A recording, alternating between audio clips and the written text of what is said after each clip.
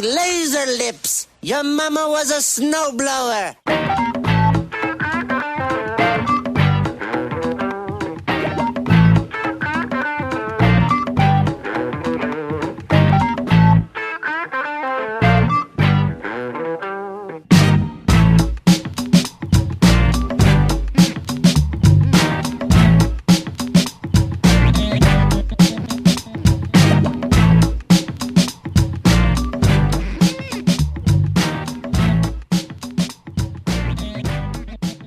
Hello and welcome to episode 60 of the Mark and Me podcast.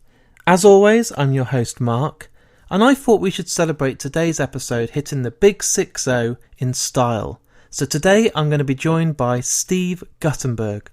Yes, you heard that right, that wasn't a mistake. He's actually come on to today's episode and we have an interview coming up very, very soon. I actually still can't believe it when I say it out loud. It doesn't seem real. He hasn't done a podcast. He doesn't do many interviews now. He doesn't do much press, but he's agreed to come on to Mark and Me, and I couldn't be more thrilled.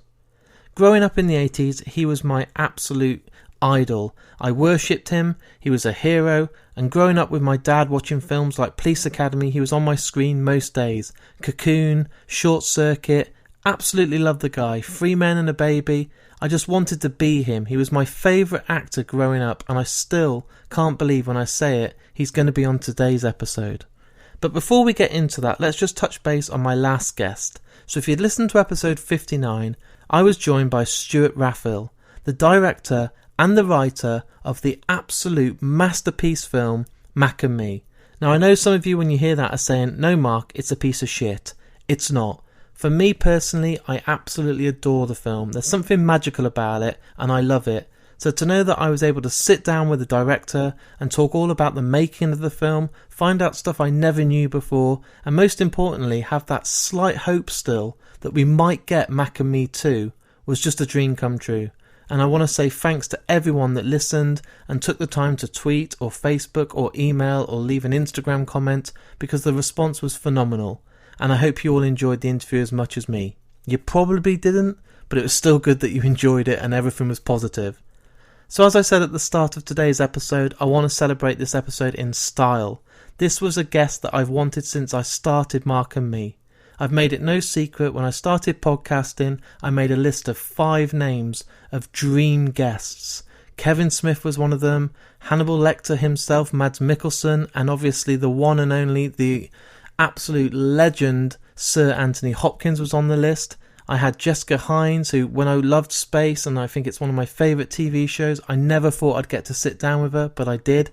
And finally, that final piece, Steve Guttenberg, was someone that I dreamed of interviewing. He was top of my list, and I'll be honest, I didn't think it would happen, but it has. So I think the best thing to do now is get to that interview.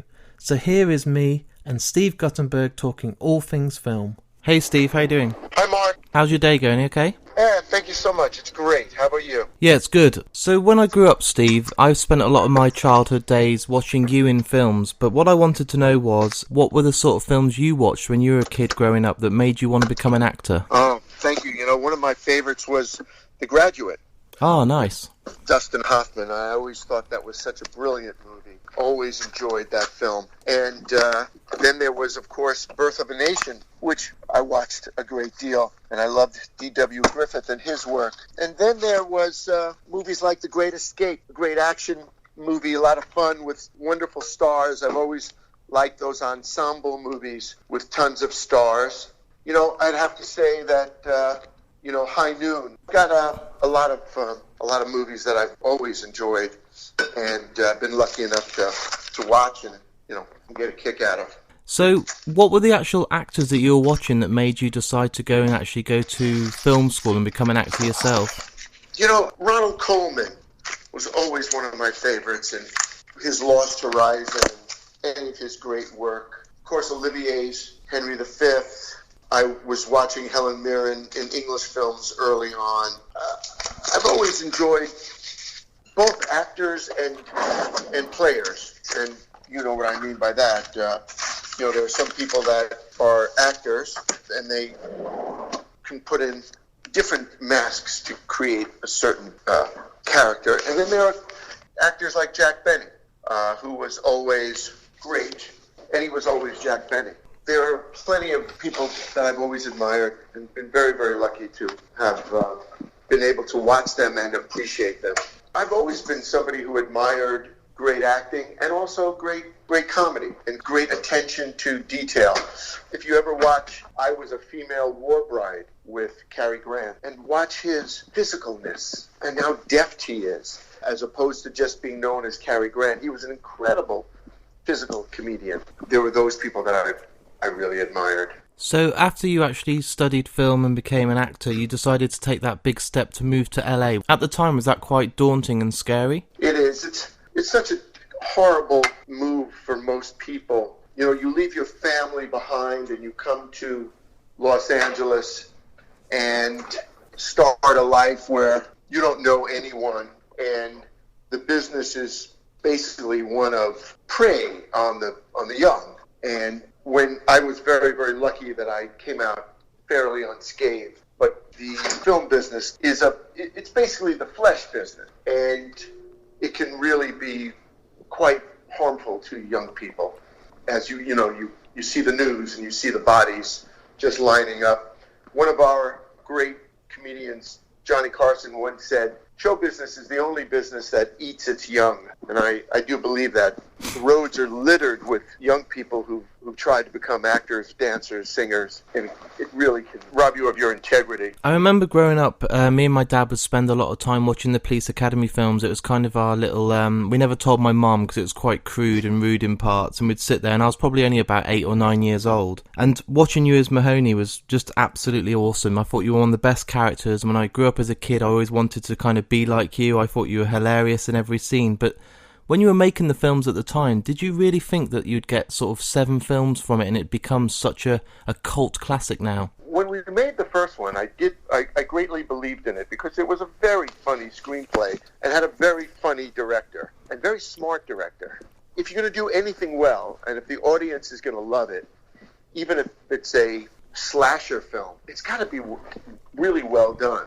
So you look at Police Academy, or you look at Hellraiser, or Nightmare on Elm Street, you see that there's a great deal of artistry in making a chocolate bar. Some chocolate bars no one sees, no one cares about. Then there are those chocolate bars that everybody wants to have. So Police Academy was basically a great chocolate bar that anybody thought they could make, but it isn't that way. So I got very, very fortunate with Hugh Wilson and Paul Maslansky, who made Police Academy. And then one of my favourite films growing up was Short Circuit, and watching you playing the part of Newton Crosby was just mind-blowing. I just thought, I miss those films now that didn't rely on CGI and you had the whole practical effects, and it must have been such a dream, because I know I sound like an old man and I'm only 36 years old, but they don't make family films like that anymore. No, they don't. I was watching a film the other day, and it so surprised me. I saw Cinderella here, which was a stage play.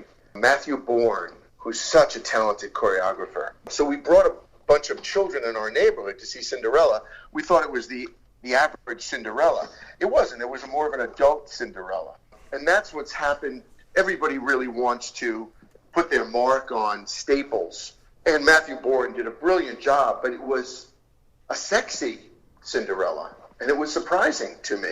You'll see that in art all over the place, whether it's, and you look at what Neil Jordan did with Little Red Riding Hood, who's brilliant, and I consider him somebody who one of the nicest men I've ever worked with, and most talented. But family films today are different, because they have to pander to the heart of the audience, and the heart of the audience today is where their values lie. And values are different today. Integrity and nobleness, character, they're not admired as much as power and money. And years ago, we started it with Howard Stern here, shock jock, that you just turn him on because you can't believe what he's going to say. And I think that's the same with films. And I'm not an old fogey, I'm all for everybody moving on to the next level. But what's happened in our society is that manners have gone out the window, and that's transfers, and cinema is basically a reflection of society. So, manners really don't matter as much anymore. You'll see it in television, you'll see it in film, you'll see it in theater, and you'll see it online at the airport or online, at the box office. So I think that transfers to cinema. But at the same time, there's some incredible cinema being made today. Have you seen Roma? I haven't yet, but it's on my list, and now it's on Netflix. I'm going to watch it as soon as I can before the Oscars. Yeah, it was a brilliant, brilliant movie. And The Favorite, and, there's some really great work going on today, which is nice to see.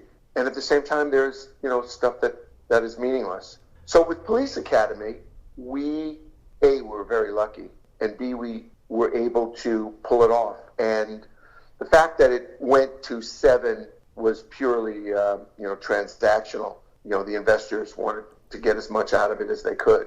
And so they should. That's, it's show business. It's not show friendship. One of my films, though, when I was growing up was obviously Disney's Three Men and a Baby. Now, to work with Tom Selleck and Ted Danson on set, it must have been a dream because they're two of the funniest guys in the business. So what was that like? Was every day a complete blast on set? Yeah, they're such smart guys. And good actors, and we had a terrific director with Leonard Nimoy, and we had a great studio with Disney. So it all came together. And then most recently, in the last few years, you've been a lot of guest spots on big TV like Community, Party Down, Veronica Mars, Law and Order.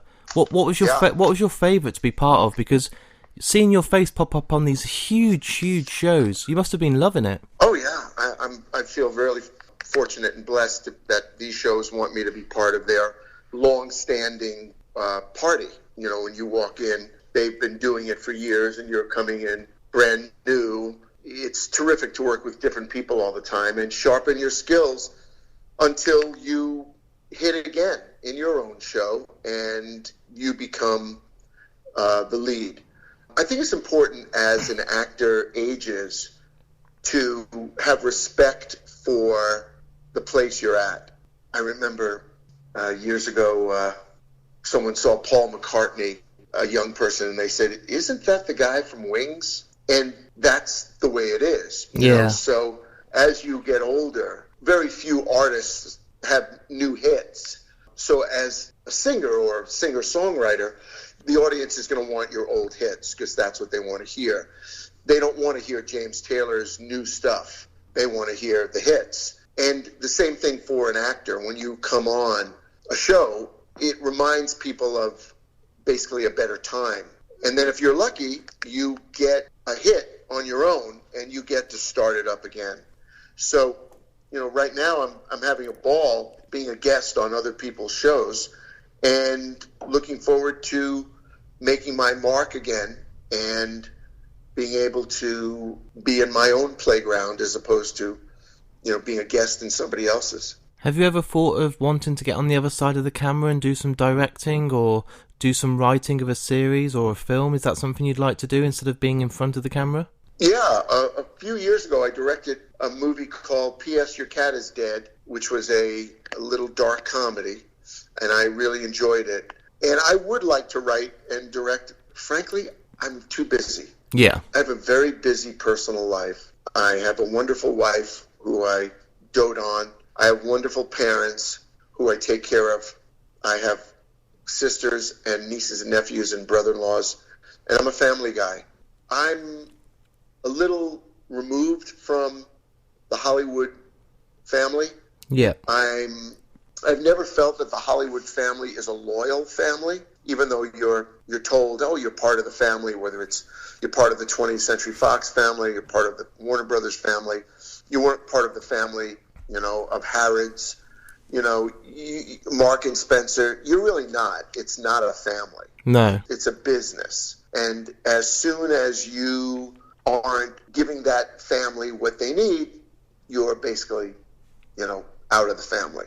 It's a great lesson to learn about show business, that it's show business. It's not show friendship. And as long as you're making hits and busy, you'll be invited back. So right now, I lead a blessed life, a quality of life that I could only dream of.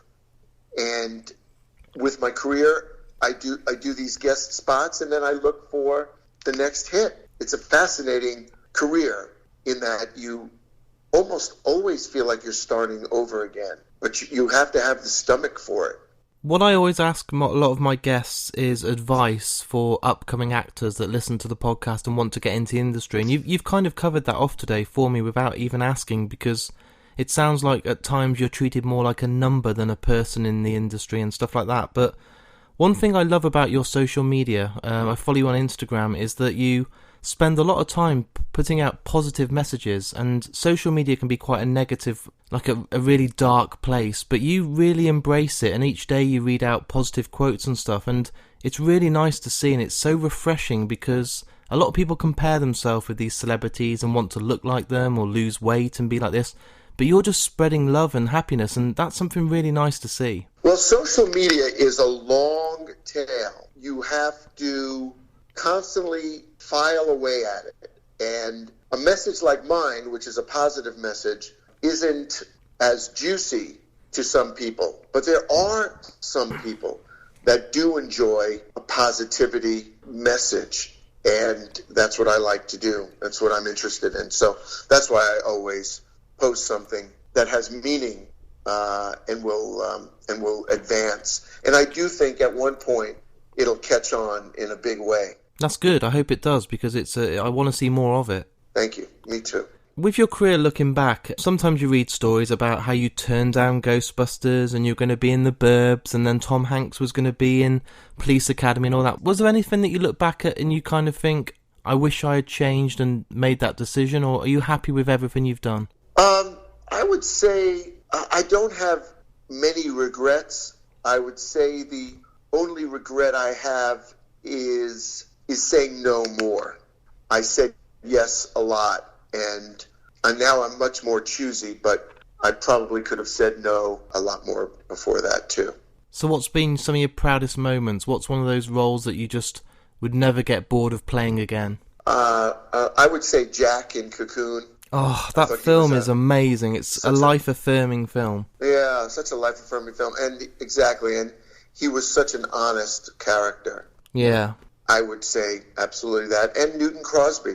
I think that there would be a great deal of interest in seeing Short Circuit again, especially with those characters. But the way that the business works is that you're able to come play those characters again when the commerce comes in line with the art.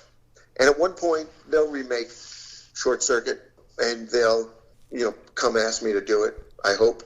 And they'll come do it with Cocoon, and they'll come ask me. At one point, all these very, very well-known films get done again. I know that Disney is considering sort of Three Grandpas and a Baby. Oh, nice. That'd be interesting. That would be a great, great, funny film. And they're also considering rebooting it with three new guys. Let's see. I hope that they do come back to us, because I think the audience basically likes to see the same characters getting older, and how interesting it is, because we're all getting older. So. But it works, because if you think of stuff like, we've had Dumb and Dumber come back after so many years, and Anchorman, and these films like Blade Runner and Star Wars, you can have a gap of 20, 30 years now, and it's nice with that nostalgia trip to then see those characters and see what they're up to again, and be reminded why you loved them back in the 80s. There was nothing like seeing Harrison Ford come on to Star Wars, was there? No, and all he had to say was, we're home, and you got those feelings that you had when you were a kid again. Yeah, you really do. Well, because great characters tell the truth. Yeah. And we miss the truth. You see, to me, what's happening in cinema and society is nobody tells the truth. And nobody has integrity. You'll see it in politics. You guys are fighting it with Brexit and Prime Minister May. Yeah. And we're fighting it over here with our president, and the way that Congress and the Democrats and the Republicans don't have the country in first. They have their own party in first. And what we're seeing is that nobody's telling the truth. If you'll see the line of our president's colleagues, there's 10 or 12 that are on the way to jail or in jail.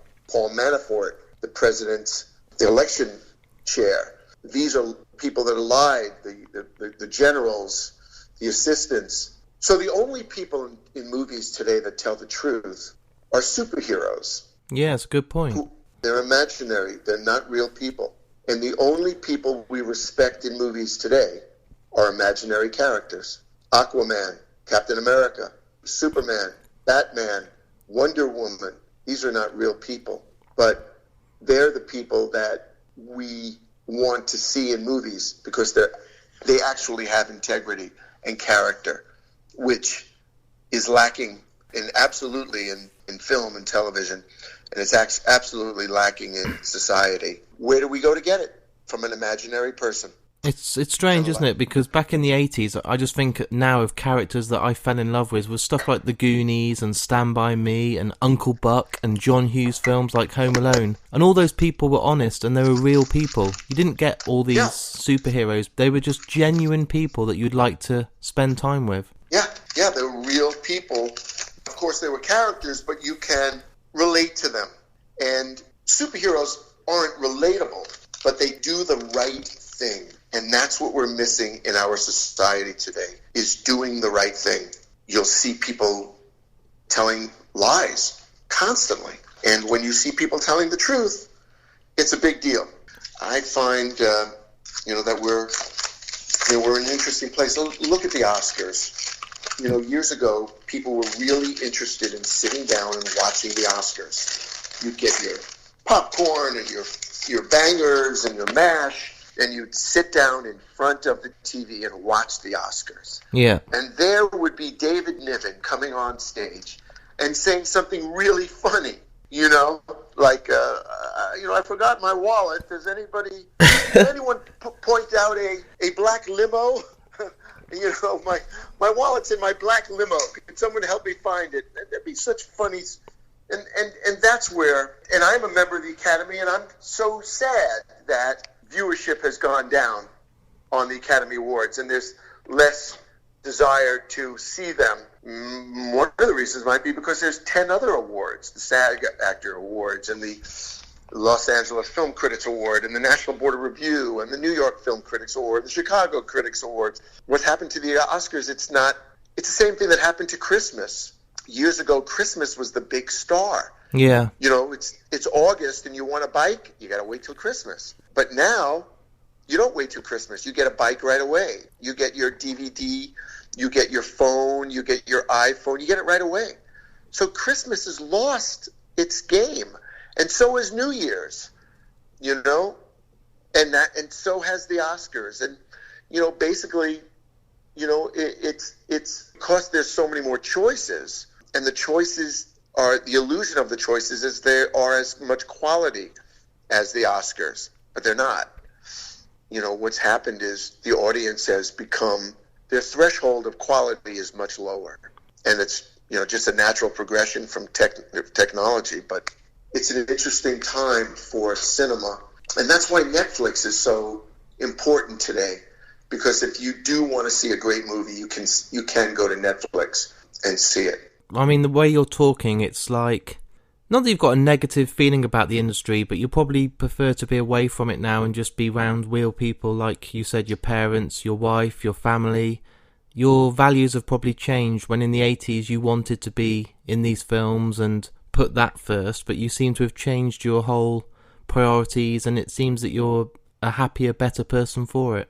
Well, the song just isn't the same anymore, but that's what happens when you get older. You get smarter. You are able to, when you're in a nightclub at 3 or 4 or 5 in the morning and they turn the lights on, when you're 18, you leave before the lights get turned on. So you're just thinking this is the greatest club in the world. Yeah. But if you stay when they turn the lights on and you see what the club really looks like in the light, it's not as interesting. No. It's not as attractive. And as you get older, as a person in the business, the lights come on earlier. And you see the tinsel, because that's what it is. It's tinsel. Yeah. So there's a moniker for Hollywood. It's called Tinseltown, because all that glitters is not gold. But it happens to everybody who gets older. You have to become a little bit jaded, because as Muhammad Ali said, if you're the same person at 60 that you were at 20, you haven't grown. You know, a good friend of mine always says, I'm not 22 anymore. And when you're not 22 anymore and you're 60, you're smarter. You know, 3-card Monte, you know, is a scam.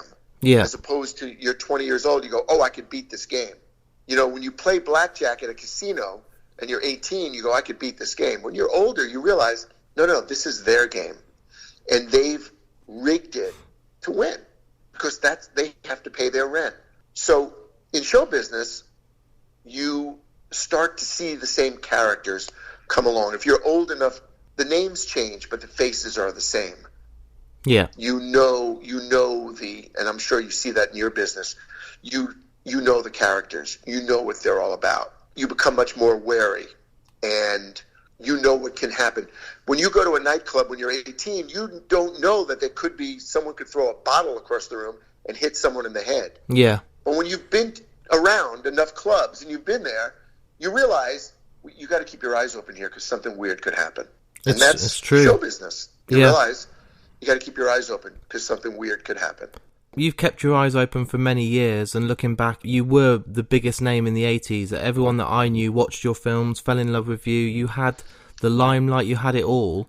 You now get that. You now get that kind of response from your family in doing everyday things, I'm sure now. Is that where you get your kicks and your hits from now? It's not all about the glamour and the tinsel, like you said. It's just about being real around real people. Well, yeah, you know, I think because I've had it, I really enjoyed it, and I still have it whenever I go out in public. People recognize me, people would like to talk to me, people would like to have my autograph and a picture.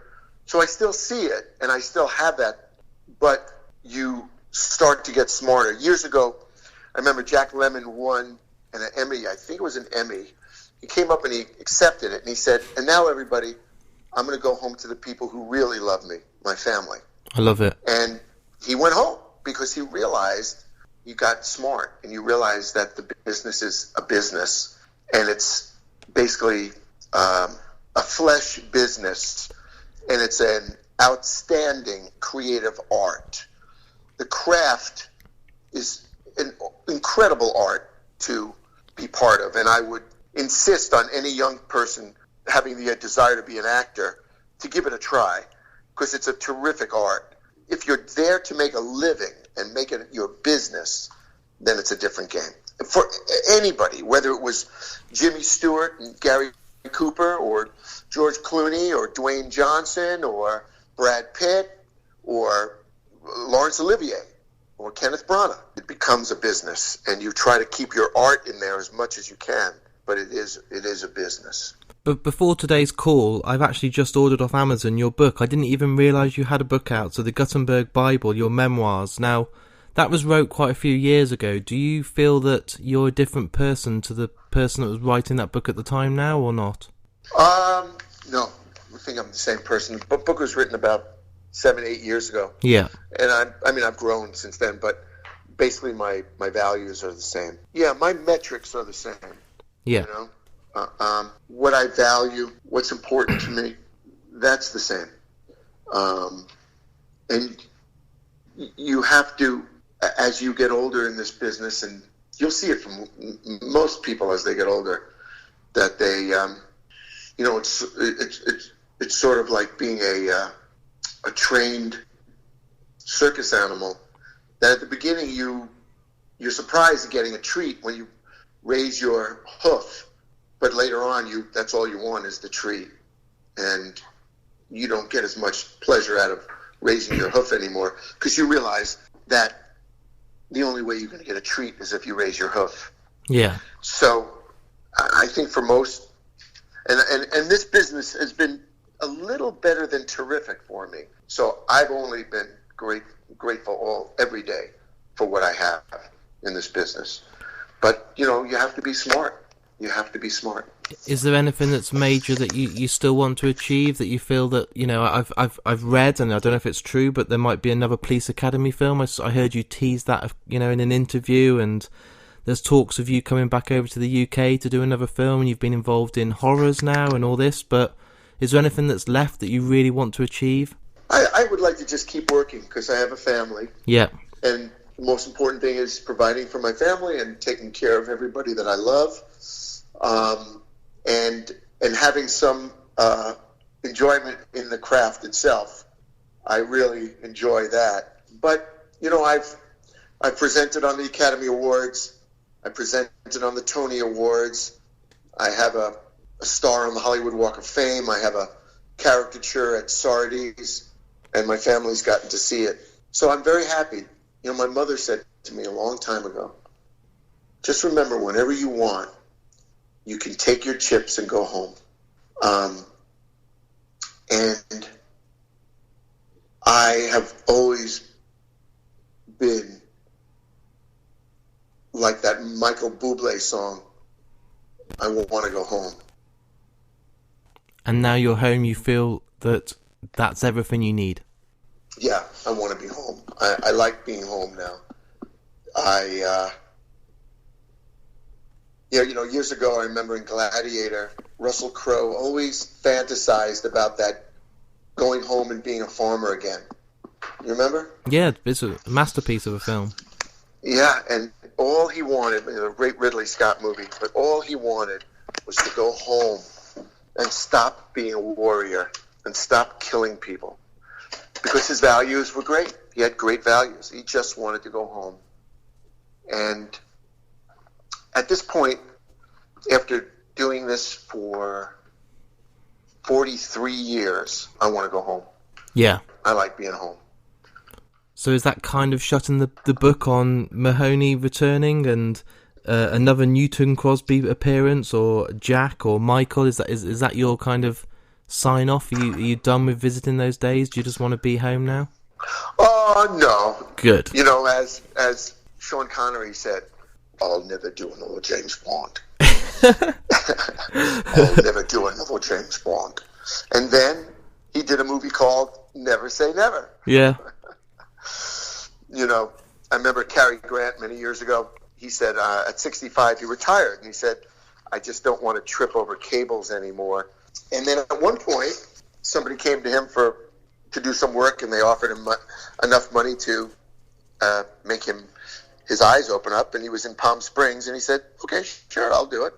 You know, James Cagney came out of retirement and did Ragtime, and I'm far from retired, but, you know, a friend of mine who's who's a golfer says, you know, you've played your Masters, you've played your U.S. Open, you know, you've played the Ryder Cup, you've won your Super Bowl with 3 men, and you've had your Masters with Diner, and, you know, you've had your U.S. Open with Short Circuit.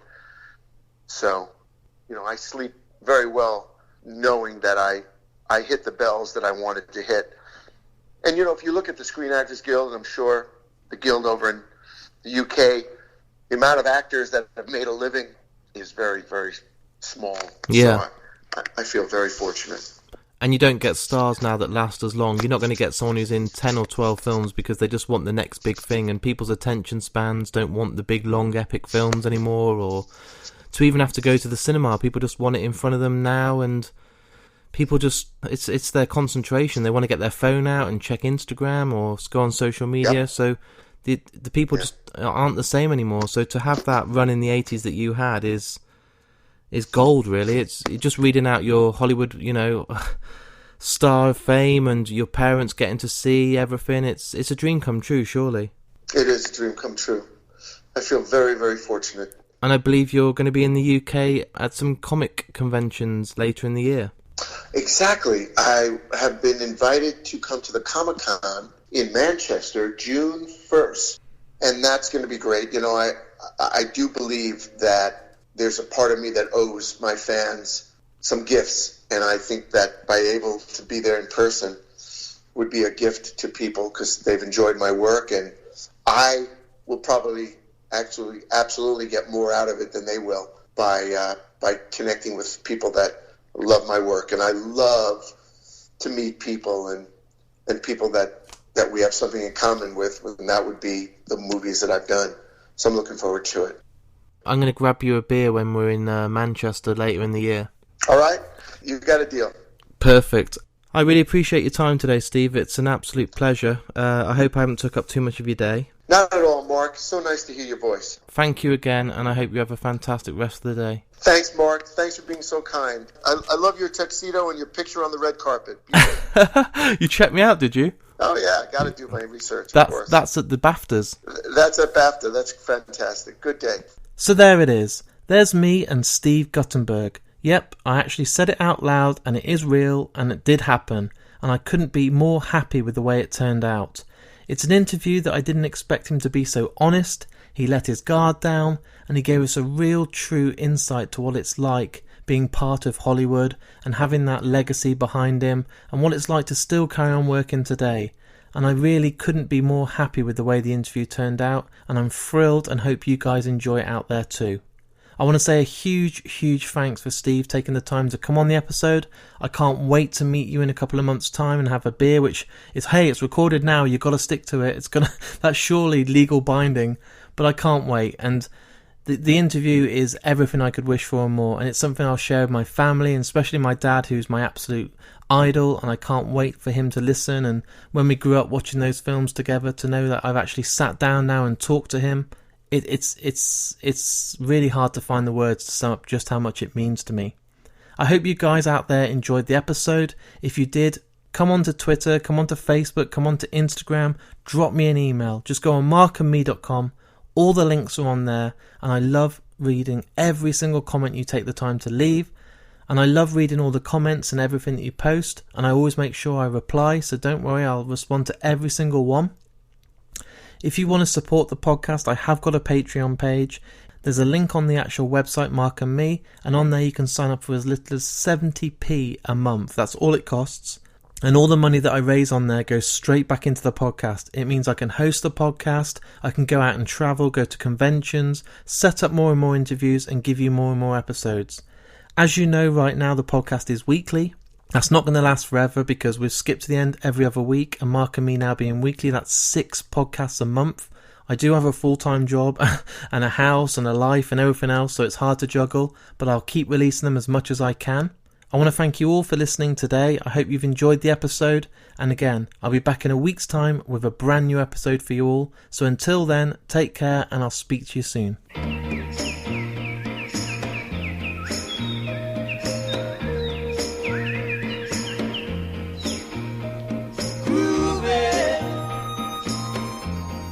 Sunday afternoon, really couldn't get away too soon. I can't imagine anything that's better. The world is ours whenever we're together. There ain't a place I like to be instead of moving down a crowded avenue to it. Anything we like to do. There's always lots of things that we can see. We can be anyone we'd like to be. And all those happy people we could meet just moving on a Sunday afternoon. Really couldn't get away too soon. No, no, no, no.